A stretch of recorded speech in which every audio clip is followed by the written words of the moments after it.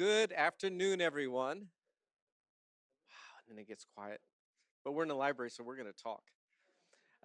Good afternoon. I'm Jeffrey Archer, Dean of University Libraries, Museums, and the Press, and I welcome you to the President and Provost Readers Meet the Author that the University Libraries host.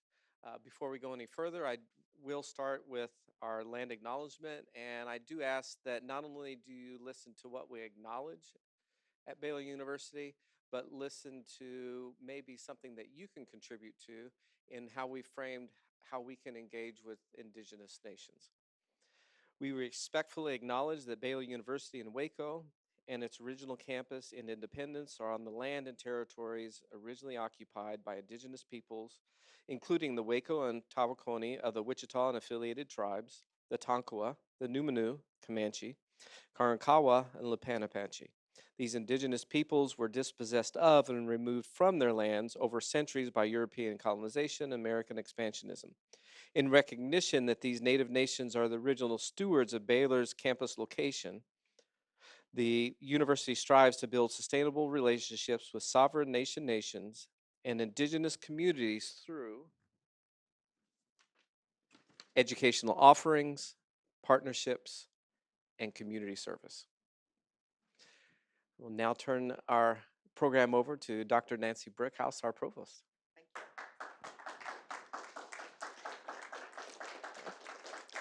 Thanks so much. So glad you're here.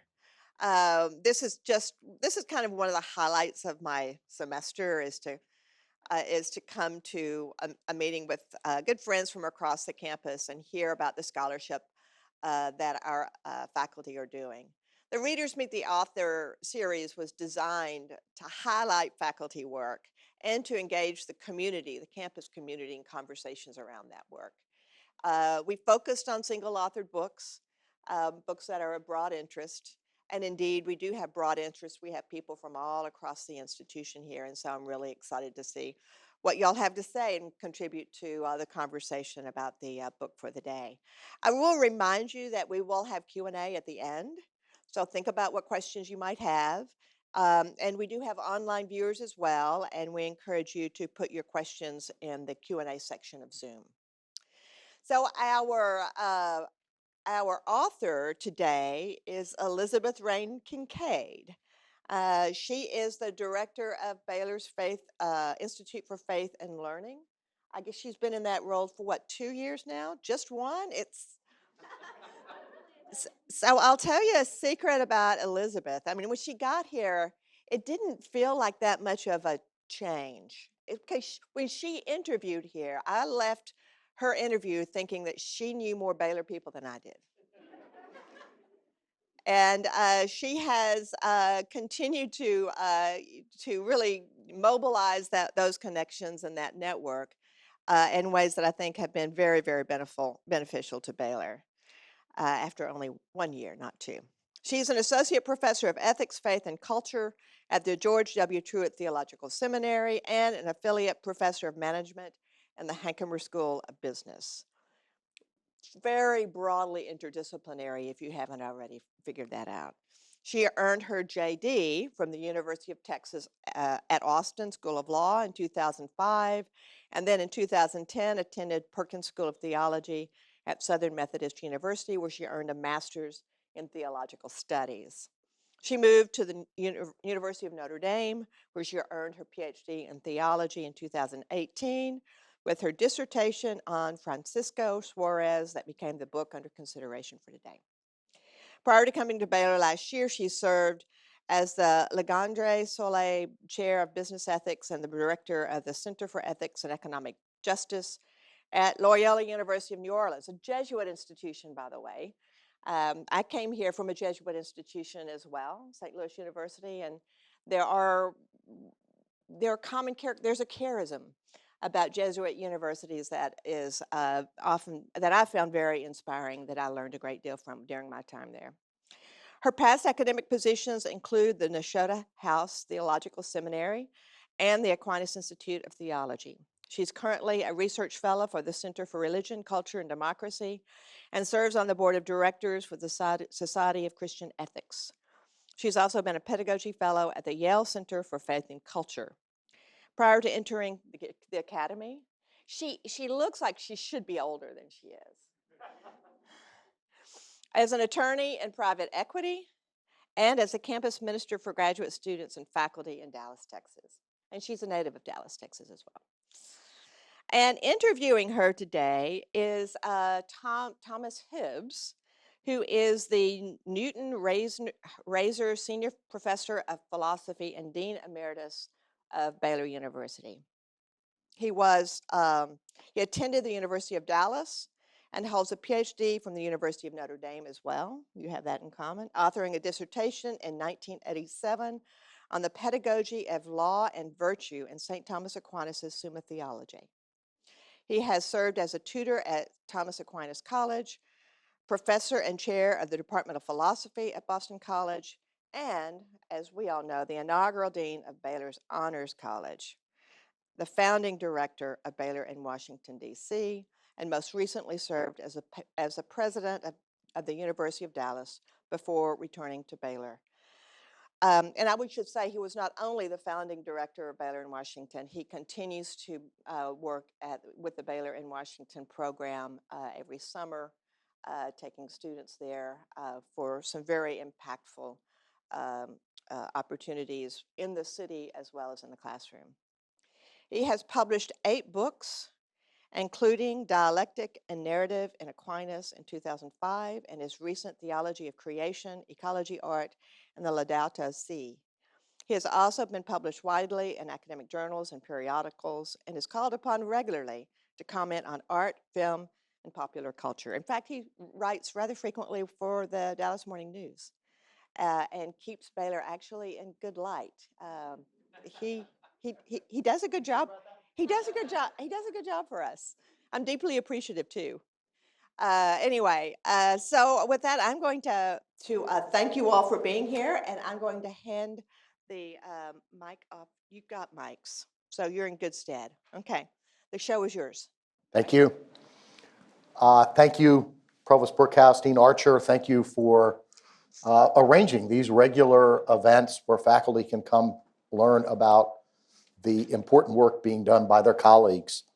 It's my great privilege to, it is great to have you here at Baylor and to see the many wonderful things you're already doing just a year in. I've done a lot of work on Aquinas over many years, but I have to confess that Suárez is one of those great commentators on Aquinas with whom I've been only marginally familiar. So I was delighted to have the opportunity to become better acquainted with him.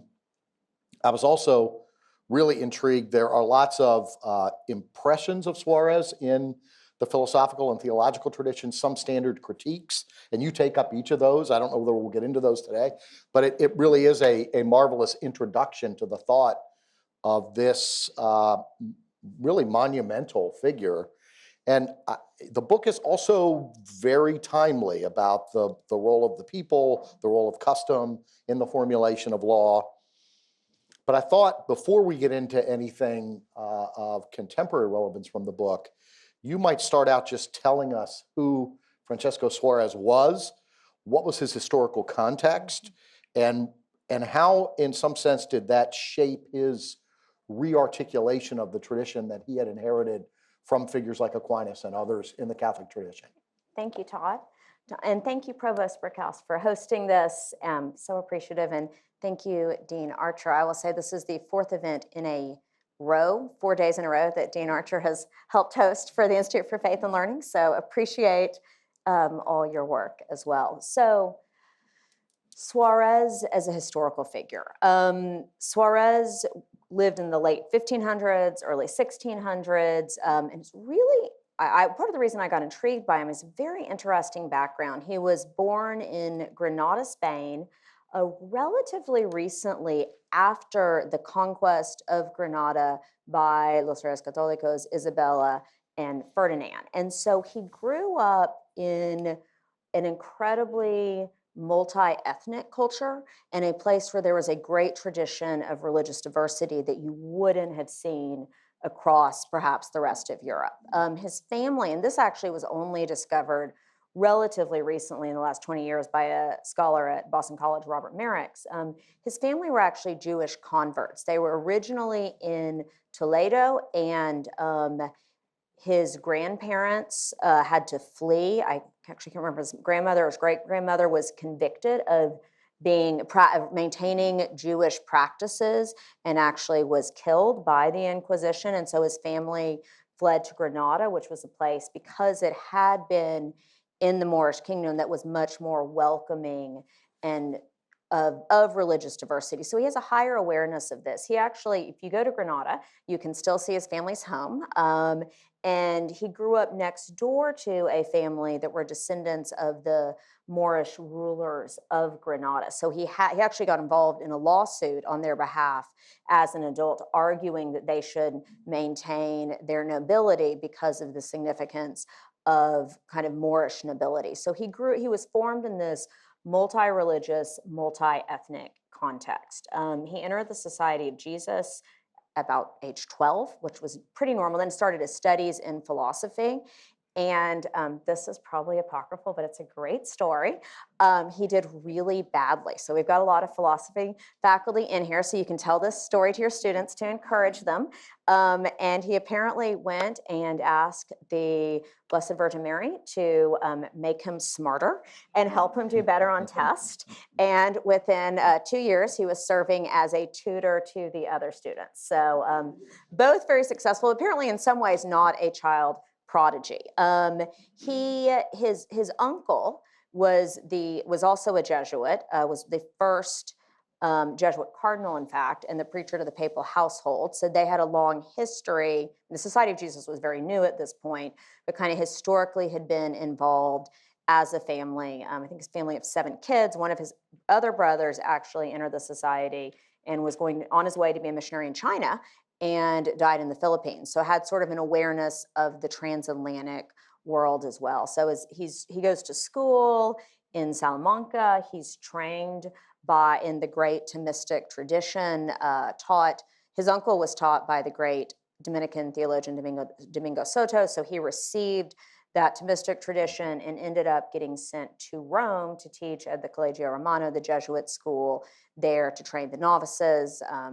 Comes back to Spain. He probably was perhaps not the most appealing personality, had some conflict, and this never happens at Baylor, but had conflict with some other faculty members. They would apparently, in their lectures, kind of take pot shots at each other. So to break this up, he got sent to Coimbra. He was very involved many Jesuits were at this point, but involved in a lot of political debates. He wrote a polemical treatise against, and kind of in response to claims by the King of England, James I, James VI of Scotland, called Against the Anglican Heresies, or Defense of the Faith. And so he was engaged in these discussions. And in fact, that book was so controversial that the King of England had the book burned at the stake in St. Paul's churchyard, and the King of France, who was a Catholic ruler, had the book burned on the doorstep of the Jesuit residence in Paris. So he kind of was stuck in Spain after that, because he wasn't going to be welcome either in France or in England. So he was, I think what makes him interesting in his legal work is that he has this broad cultural awareness. He has a broad political awareness. He's very much a man of his time, in that he's looking at the challenges that come with exploration, the age of exploration. He's looking at the challenges in the shifting political scene in Europe. He lived in Rome, he lived in Spain. So when he's writing about these legal issues, which is what I focus on, he just brings a lot of the same questions that I think we're wrestling with today. He's kind of spans the medieval to the early modern period. But when he's thinking about these questions, he speaks more as a modern, because he's facing a lot of the same issues. And I think you had said, the tradition he'd retrieved, he was deeply formed in the Thomistic tradition. There's some debates about how well he received that, but he's answering different questions than Thomas Aquinas would have been answering. Yeah, he got into trouble with faculty colleagues before he even had the reply all option. Right, on email. amazing, amazing. So it took more effort back Also, then. I will say he's not been canonized, and there's a number of reasons about this, but he did have the reputation of being someone, again, something never happens in the Baylor Libraries, who would take books from the Salamanca Library and keep them under the bed in his cell to make sure colleagues couldn't get them. So, Hadn't thought about that. I That's a mean, good- you know? That's a good idea. One of the historical changes that he's witnessing or developments is the rise in political absolutism. And you frame his own legal and political theory in a way, a response to and an alternative to political absolutism. Could you say a little bit about what you would mean by political absolutism in that time, and then how Suarez responds to that?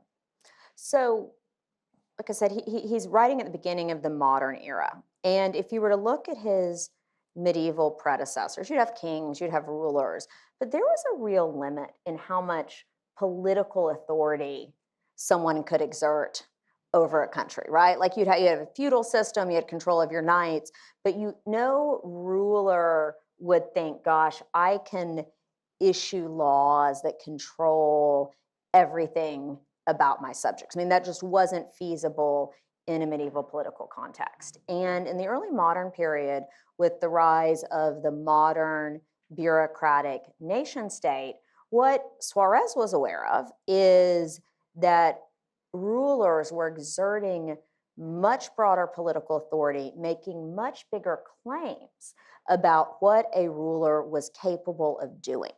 And he kind of diagnoses 3 different flavors of this that he thinks all are equally problematic. So the first group he's very concerned about, he's obviously writing during the Reformation, are the Lutheran princes in Germany.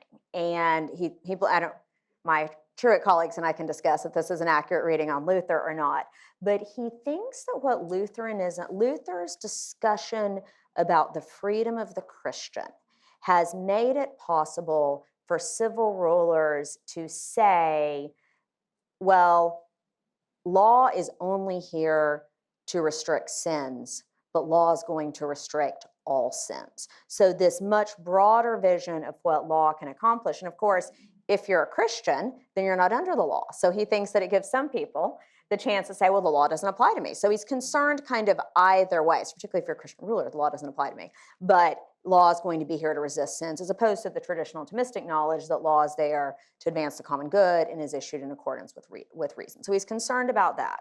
He is concerned about what he sees going on in England with James I. And James I was bizarre, probably the only English ruler who was a theologian or thought of himself as a theologian in his own right.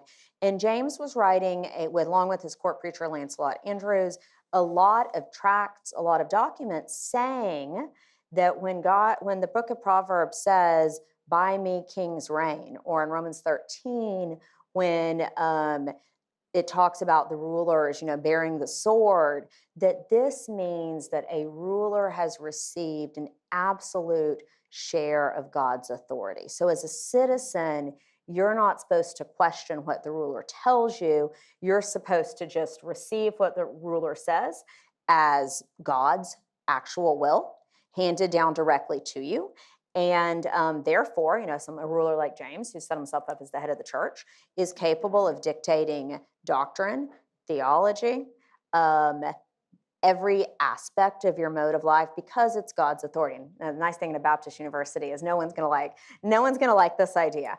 But he's deeply concerned about the impact on this. And the reason he's deeply concerned is he sees what this is doing to the remaining Catholics in England. One of his students, a Jesuit priest who'd been serving and actually ended up being killed by James. So he had a pretty personal stake in this as well. So he's worried about this language, which he doesn't say, but is also being picked up by the King of France. This is why the King of France had his book also burned on the doorstep. So then he lived in Italy. He was also aware of Machiavellism.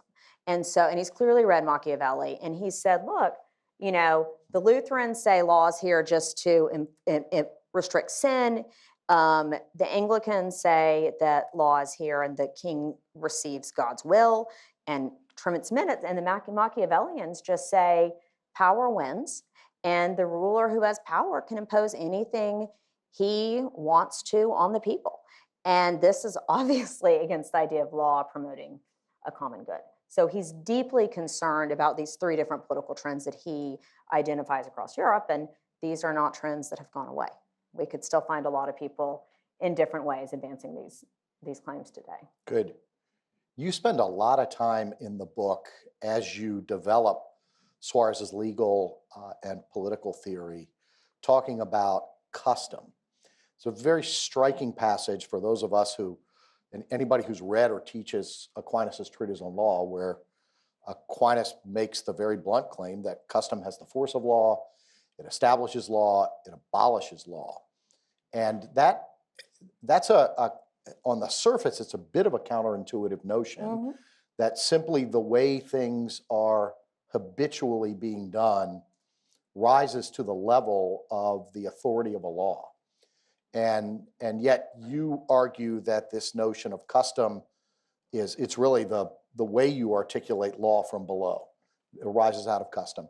Tell us about Suárez's account of custom and how that gives rise to law, what the limits are to that. It's a really nuanced, complicated view that Suárez has.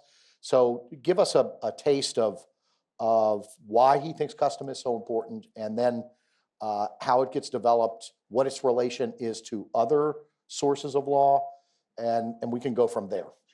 So when you read, I mean, this is not news to most of the people in this room, when you're reading these early modern political theorists, they all spend a lot of time thinking about creation, thinking about the fall, and then thinking about, well, what does this say for political structures?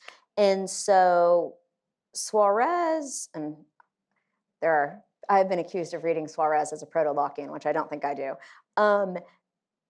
Suárez's image of political power is that when a group of people come together in a perfect community, a community in which all the needs for survival are fulfilled, that God gives them governing capacity over themselves. He actually refers to that group of people as the corpus sacramentum, so a sacramental body, and that there is really a miraculous gift that God gives that has endured even since the fall, because a group of people living together needs to have some type of structures of government.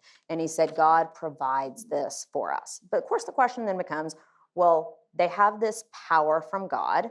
What type of structure of government should they have? And this is where custom starts to come into the question, because his point is different groups of people live in radically different contexts. They can be very different from each other. So the way that people end up deciding is the right way for their community to distribute the authority could look really different in different situations. And this is where he's pushing back against people like James I. So different communities are going to decide, we're going to give a certain amount of authority to a ruler. So you could have a democracy, you could have an aristocracy, you could have a monarchy. But, and this is really key for Suárez's thought, a community can never give all of their power that they've received from God away. There is always a remnant that remains for the people. And the reason for this is because law is oriented to the common good. And who understands the common good of the community? It's the people who are actually living in the community. And so the people always retain some form of law making authority received from God expressed through their common life. And how much is going to depend on the type of structure of government that they've set up, but you can't give it away. So every community is going to have some type of governing authority, some type of king or a Congress or whatever, and that authority has the ability to make law. Like, that's their job. They have to promulgate the law, they have to discern, but they can't see fully what the community needs. So every community uses that remnant of authority to receive the law in the way that best suits them. So Suárez's point is a wise ruler, a good ruler, and you're right, I mean, he's taking this directly from Aquinas. I think in this, he's a very faithful reader of Aquinas, is going to respond appropriately to the way that people receive the law. So if you're a city and you have a public square with a lot of grass in it, and you say, hey, don't walk on the grass, and everybody in the town walks across the grass because that's really important for something about community life, like this is the way the kids have to go to get to school or something, the wise ruler would then say, oh, well, we need to modify this rule to suit the form of the community's life. So we're going to build it. We're not going to say you can walk on all the grass, but we're going to build a pathway that runs across the square so the kids can get to school. Then we're going to put a don't walk on the grass sign on either side of the pathway. So that's his vision of That's how you end up with concrete paths all over college campuses. Exactly. Yeah. I mean, that's exactly what it is, right? I mean, this is the administration has issued, a law, and then the community adapts it, and then a wise administration responds and puts a concrete path in. We are going to pave the bear trail. Oh, I think it's actually probably a good idea. That is right. See how the people receive it. So what are the limits? I mean, Suárez is obviously committed to sources of law that are what he would call divine law or natural law. Right. So how does something like natural law inform the crafting of law by those who have official authority for making laws? And how does it inform the development or the activity of custom by the people? So, I mean, again, as a good Thomist, Suárez is going to say a civil law cannot contradict divine or natural law and be just. So if it contradicts divine or natural law, it's not law. I mean, this is a pretty common, and you see this in Augustine, you see this all the way through the tradition. You see it in contemporary American jurisprudence. However, it doesn't need to fulfill the whole, he doesn't think you actually should try to legislate everything that is in accord with natural law and divine law. So you can't contradict. It provides you a floor about what law can be. But if you tried, and this again is a Thomas, if you tried to legislate everything, people are just going to break the law. They're not going to be capable of the virtue. So he has a number of really pertinent contemporary discussions. How much should a civil law regulate people carrying weapons in a city?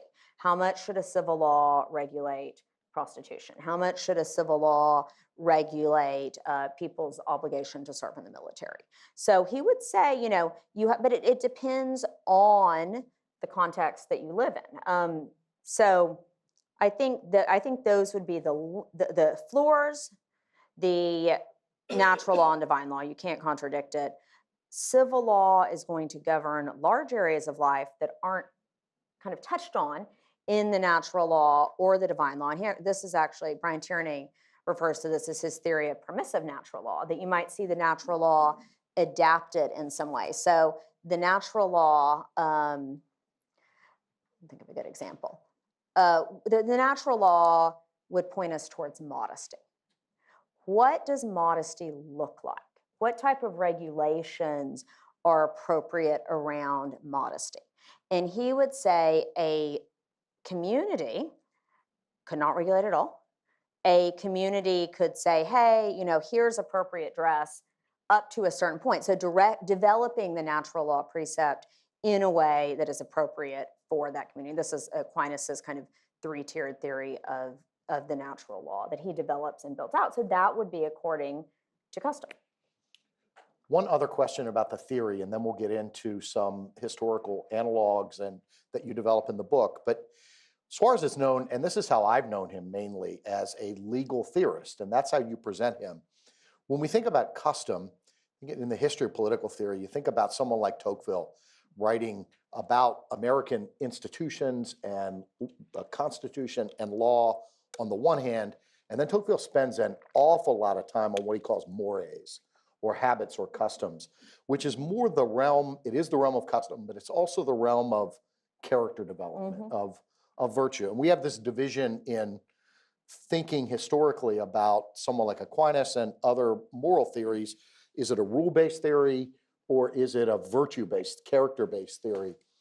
What does Suárez have to contribute to the discussion of the need for the cultivation of virtue for the sake of the common good in a political community. So Suarez is often stigmatized as being a voluntarist, so someone who's only focused kind of on rule and on the idea that the ruler wills the law. But he has a very rich theory of character. And part of the problem with Suarez is he wrote about 60 books, so most of which are not in translation. But so in some of his works, which I didn't even really touch on, are the lectures he gave at the Collegio Romano to the young Jesuit scholastics, which were his commentary on Segunda Pars, Aquinas's moral theology, where he outlines a whole theory of virtue. His theory about virtue that comes up in De Legibus, his legal treatise, as it relates to law, it first points out, again, following Aquinas, that the goal of law is to form virtuous citizens, because that's for the common good. If you have virtuous citizens, they're going to live together well in community. So civil law is intended to form virtuous citizens, but form them in the acquired virtues. So not so in the prudence, justice, courage, and temperance, the virtues that enable us to achieve happiness in a natural life and that are available to everyone, whether or not they've received divine grace. And I think he comes down on this particularly strongly because he had grown up in this multiracial, multi-ethnic society, at least with the remnants of it there in Granada. So he would say a law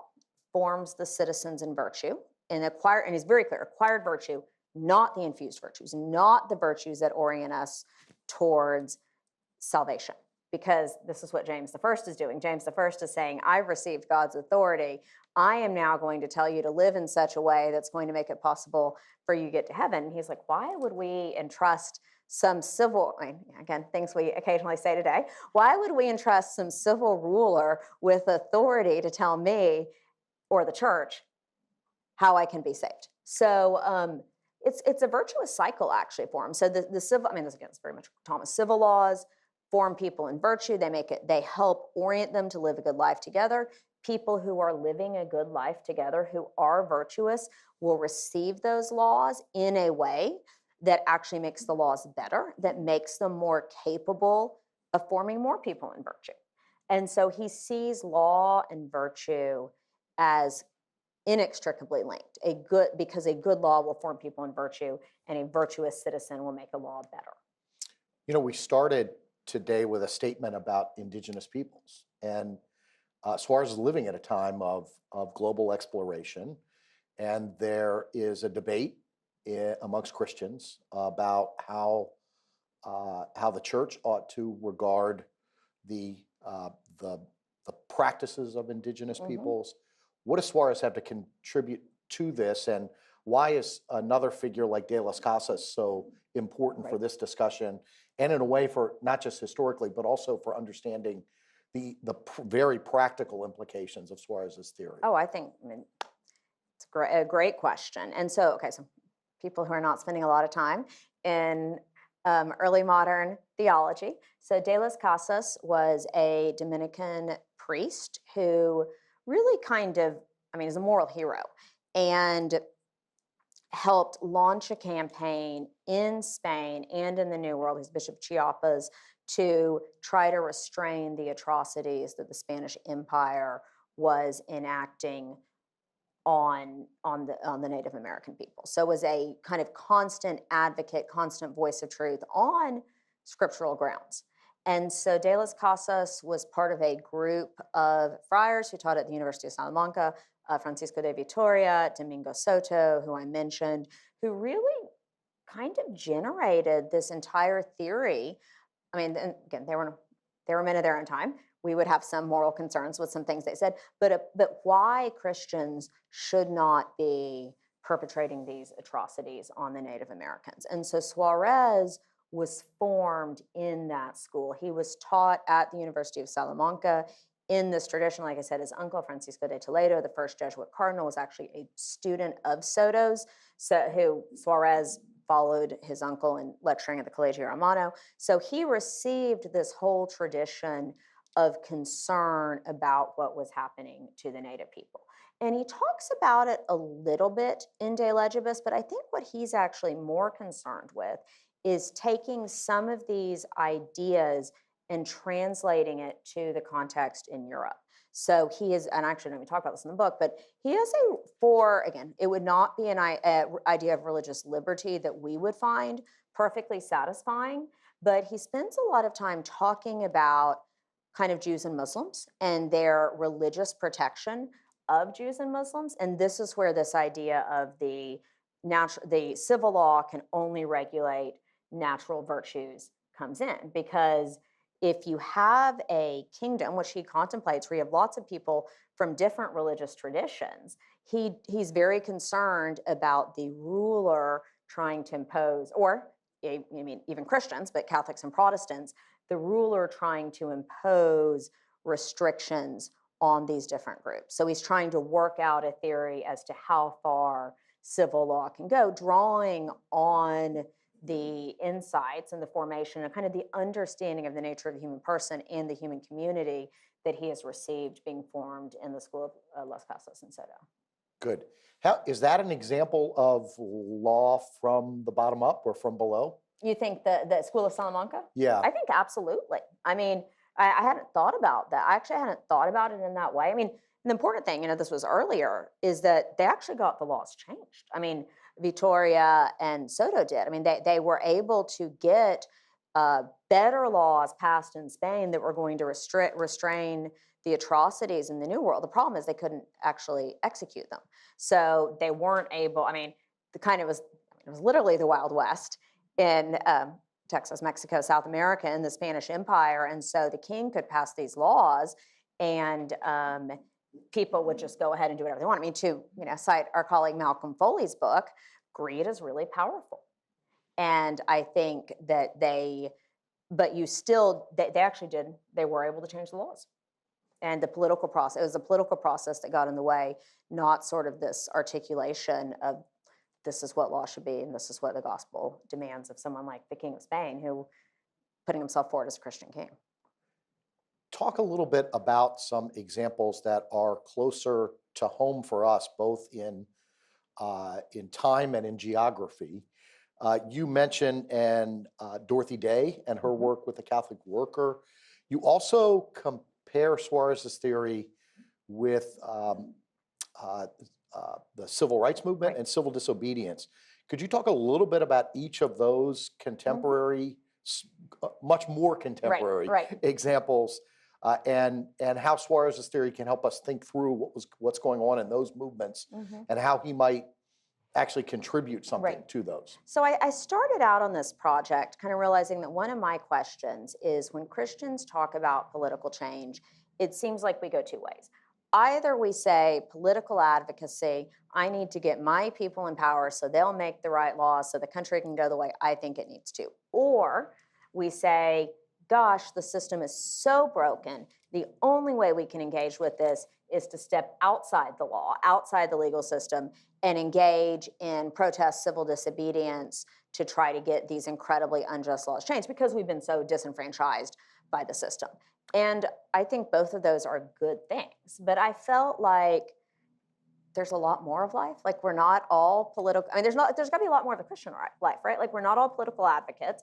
We're not all protesting all the time. So how can we live out our calling kind of in the political sphere, in the legal sphere?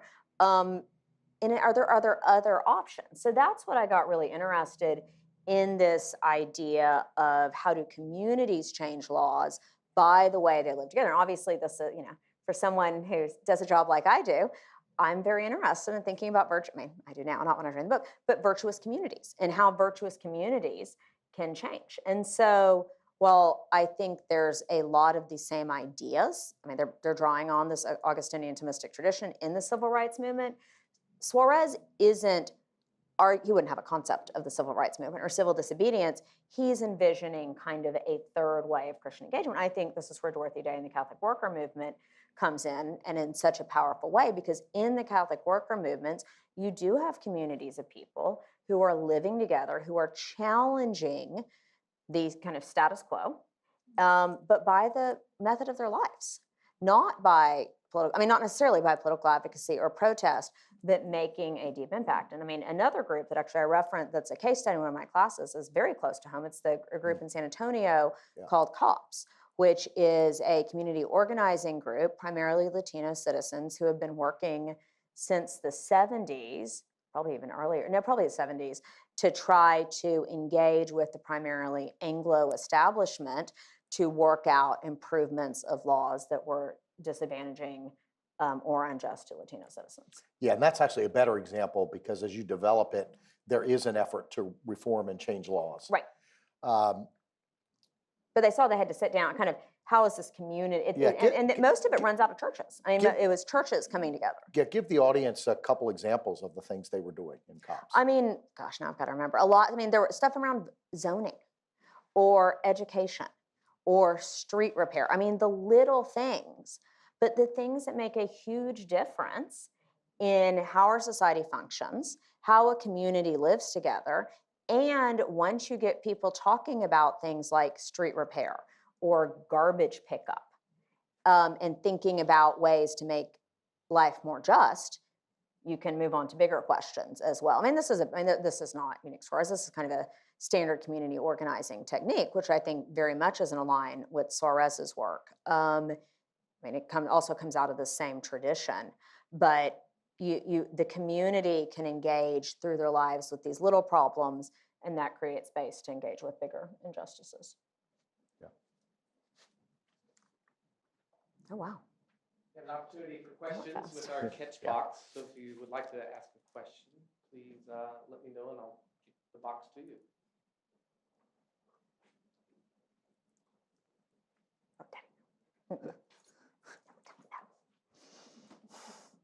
Two quick questions.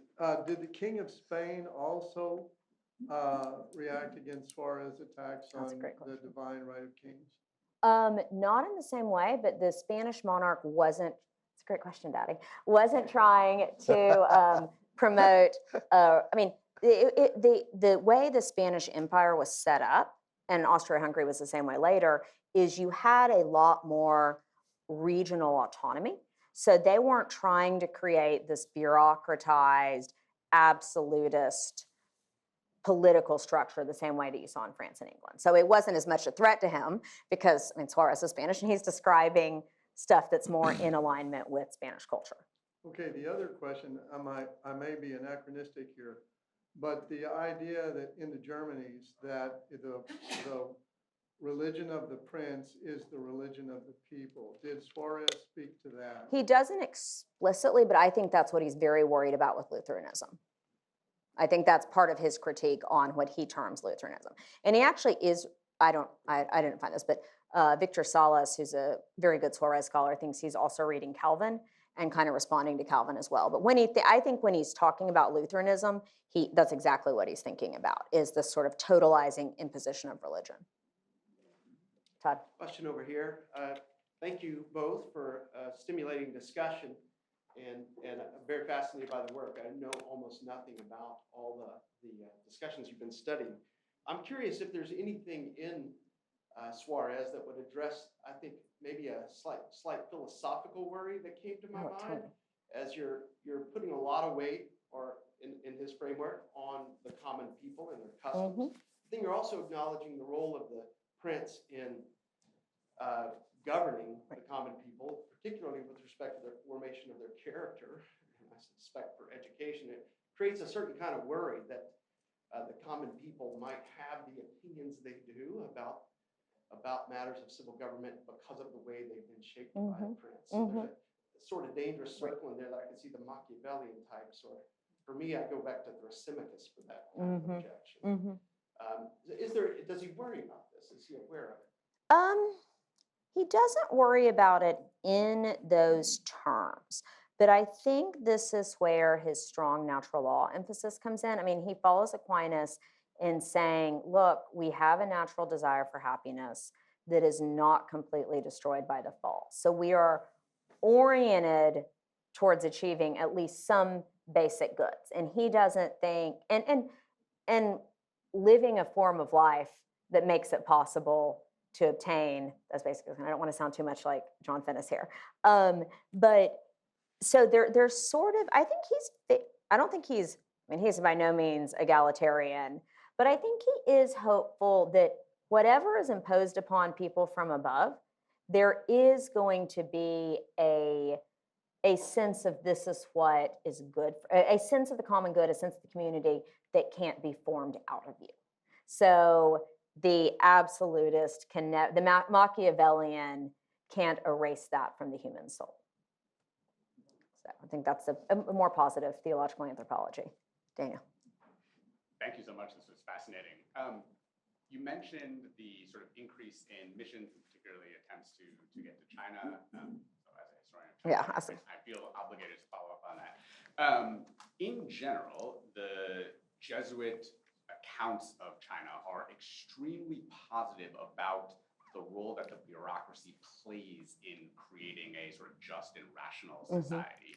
So if Suarez and then potentially his readers and followers are worried about a growing bureaucracy and its ability to sort of over-regulate people's daily lives, how do they then sort of reconcile the positive images of the Chinese bureaucracy sort of flowing into the Jesuit archive back? Yeah, no, that's a really good question.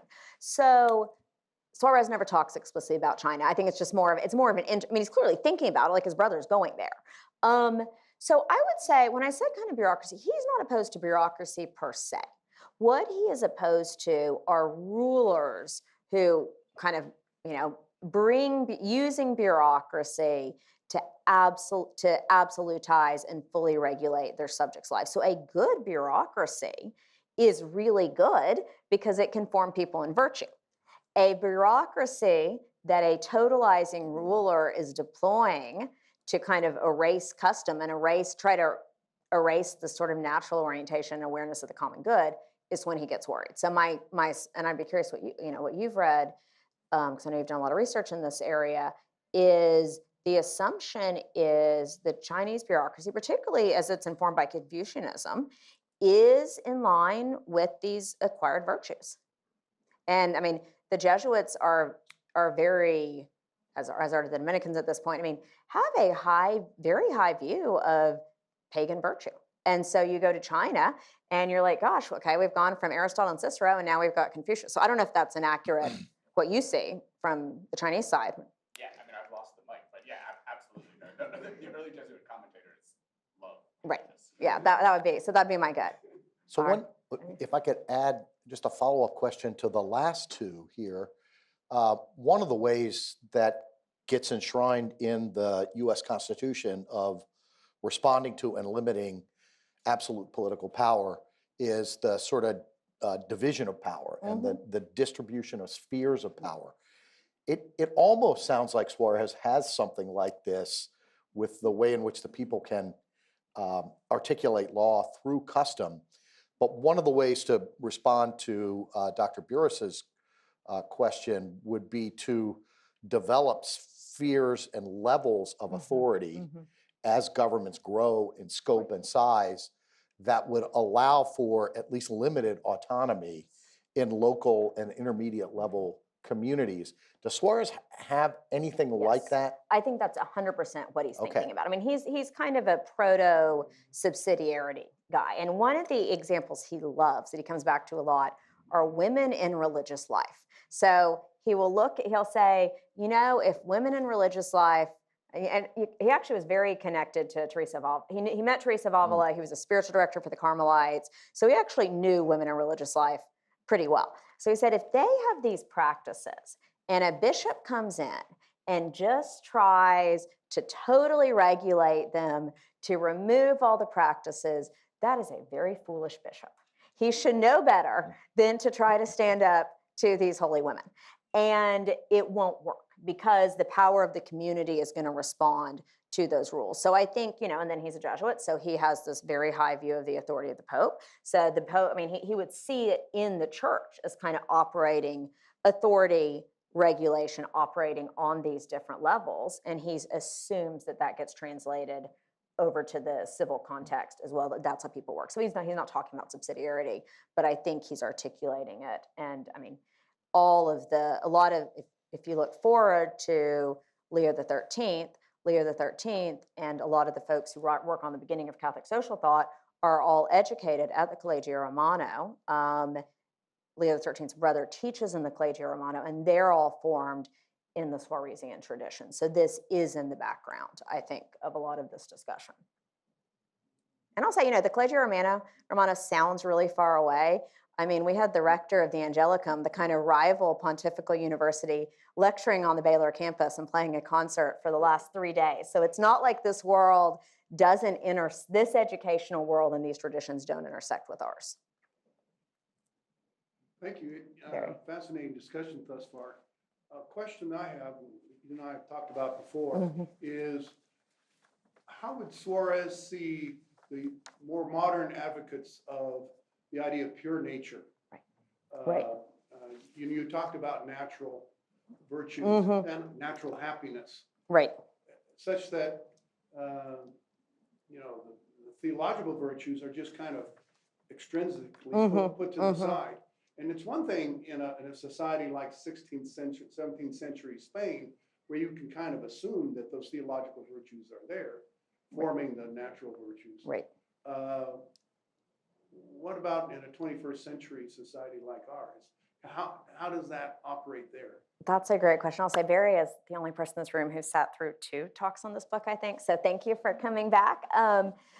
And so he does talk about pure nature. I mean, this is one of the critiques of him. I read him as using pure nature simply as kind of a thought device, right? Like that he's saying, well, what would be possible for acquired nature? But he's not actually arguing that this ever exists or anything like that. So one of the other This would be nature understood entirely apart from divine economy and grace and so forth. Thank you. Yes, thank you.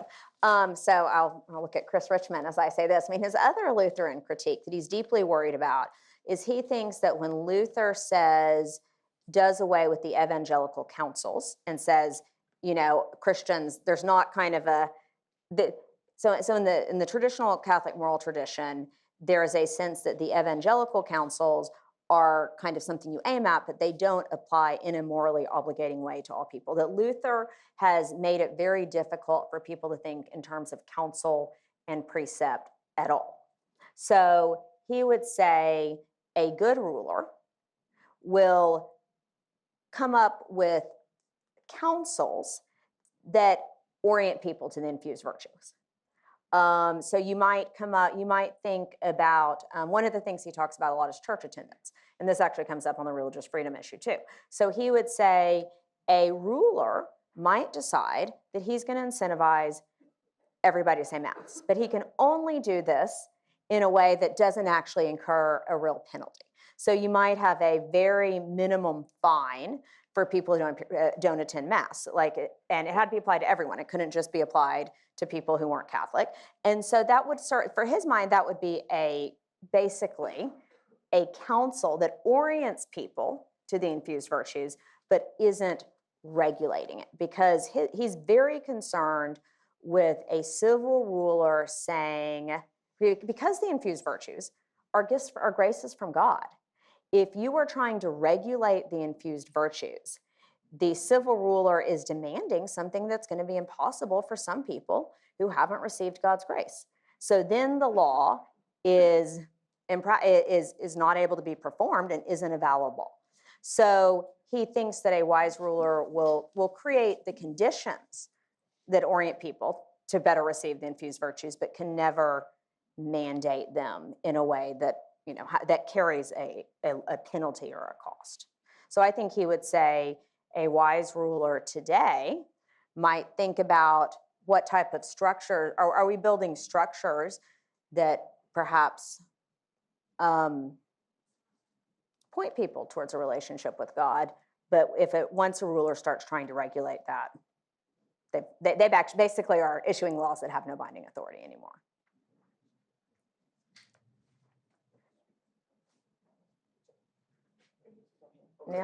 Yeah. Okay. Thanks very much. It's really interesting. So you've talked about Suárez's very positive theological anthropology and therefore his quite optimistic sense of the moral orientation of the community and the positive aspects of custom and so on. And that all makes a lot of sense in his Thomistic context and background. But I mean, experience suggests that can still go pretty badly wrong. And again, I mean, Thomas acknowledges that, as tradition does. So I mean, to what extent does Suárez give an account of how corruptible custom and the moral orientation of people is, and what resources does he offer to deal with that or contain it? So it's a great question, of course. In the Thomistic tradition, when people are talking about custom, there is a sense that, I mean, that they are much more concerned than we would be. I don't know, maybe not than we would be, about what happens when one person has too much authority, because that can dramatically impact a whole society. If a community, and he has a fairly small view of community, like a town or a region or something, is corrupt, and Aquinas, like I said, Aquinas acknowledges this, the Germans have lost the ability to discern the natural law precept against stealing. I think he's much more hopeful that it's possible to reorient, for the community to get reoriented, for the natural law to kind of reemerge, or particularly assuming you get a virtuous ruler in who can provide direction. He's just so deeply concerned about this absolute ruler. I mean, he's part of these early Jesuits who are starting to advocate possibilities even of armed resistance, arguably of tyrannicide. So I do think he's so focused on that he assumes, he assumes that all communities will be corrupt. They'll be corrupt in different ways.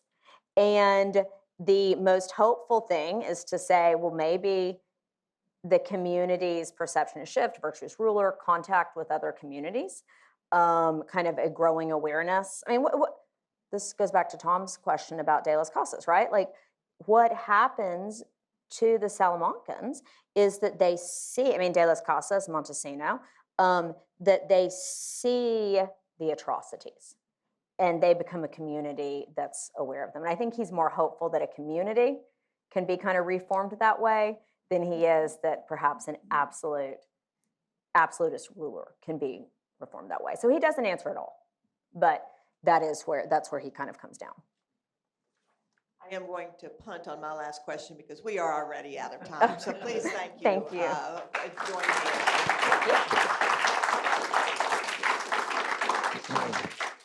We do have books in the back, and so there's opportunities for signing. And of course, we have refreshments, so please feel free to stay. And I'll give a plug for the next Reader Meet the Author, which will be held on Tuesday, October 21st with Dr. Luke Winslow on his book, Oligarchy in America, Power, Justice, and the Rule of the Few. And he will be interviewed by Bill Whitaker, who is the former editor of the Waco Tribune Herald. So please join us for that event as well. Thank you again so much, Elisabeth and Tom, for being here. And thank you all for coming out and enjoy the books and the cookies and the coffee.